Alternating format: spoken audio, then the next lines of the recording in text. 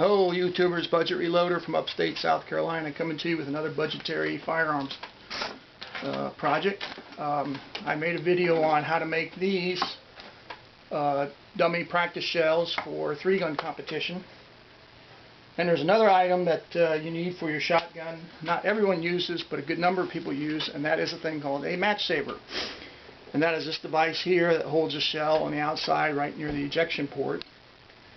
And it's used primarily when you have one target left and you need that one round, and rather than dig into your belt, bring up a shell, you can just, and I'll try and show you, sweep it off into the ejection port and your bolt release, and you're ready to go.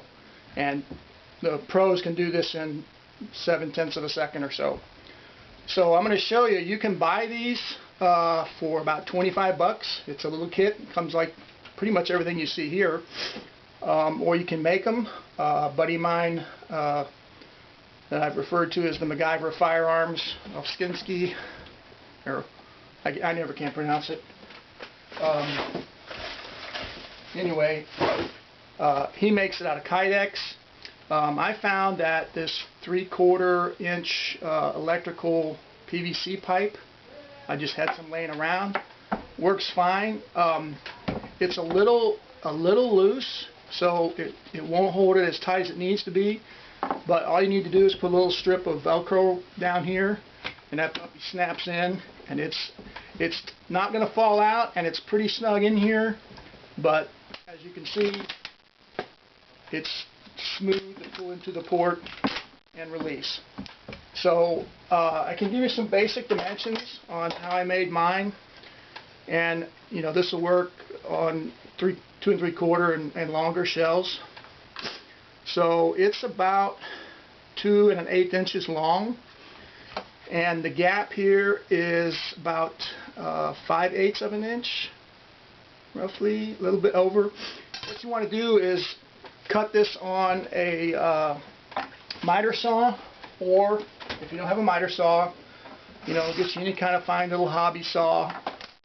I actually trim mine out with one of those PVC cutters, but I have a miter saw, so I made easy work of this. Now when you cut this first miter, make sure you have a long piece of tube so you don't get your hand in the way, and then after you cut the bevel, and this was 2 cuts, I kind of want to get a sharp edge there, and then, you know, cut it off to approximate length of the shell, basically about like that.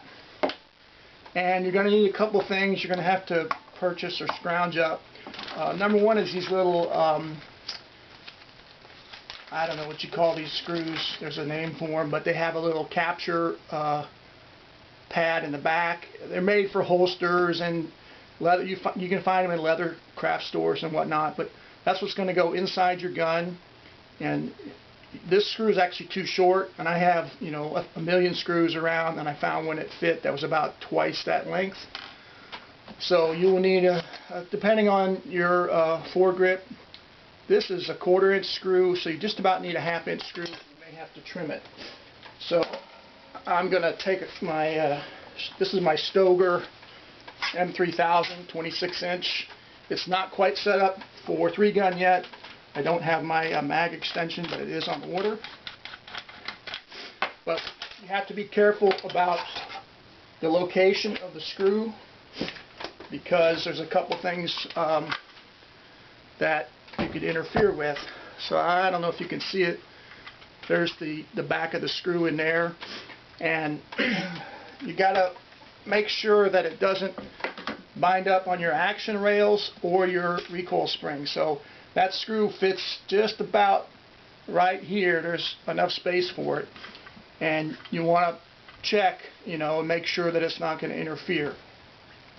They recommend that you put some Velcro down and position it, get it where you want it, and obviously there's some opposite Velcro on the back of this, and position it where you like it, where it's smooth for you to pull it off, and then drill your hole and mount your screws. You'll also want to get these little, these again come with your tack lock holster attachment devices, little plastic or rubber washer.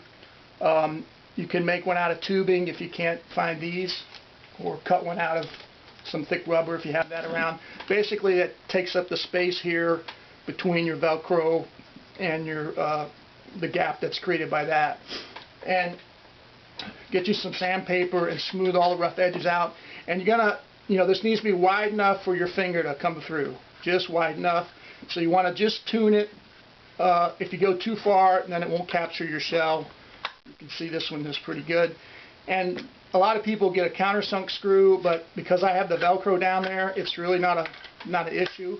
I think it's maybe stands out a little proud, but it works great. Snaps in, will not come out unless you do that. But most of the time the recoil is going to push it forward, not backwards anyway. So I'll test it out on the range and make sure, but that's as good as what I've seen. There you go.